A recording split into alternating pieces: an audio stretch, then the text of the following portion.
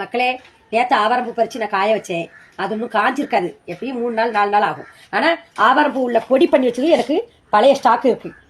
இப்போ இந்த டம்ளருக்கு நல்லா பார்த்துக்கங்க. டம்ளரு 1 டம்ளர் வேணும்னா நாம என்ன பண்ணணும்? 1 டம்ளர் தண்ணி நான் இப்போ ஊற்றிருக்கேன் பாருங்க. 1 டம்ளர் தண்ணி நான் ஊற்றிட்டேன். 1 டம்ளரு நான் ஊற்றியாச்சு. அதுக்கப்புறம் பொடி வேகிறதுக்கு கொஞ்சோண்டு தண்ணி பாருங்க. இவ்வளோ தண்ணி இருக்கு. இதுக்கு என்ன செய்யணும்? 1 ஸ்பூன் பொடி. இவ்வளோ பொடி நான் போட்டோம்னா அவ்வளோதான்.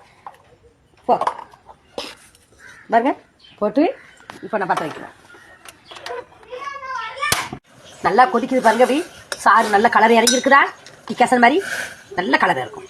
கொஞ்சம் கொதிக்கும் பாருங்க.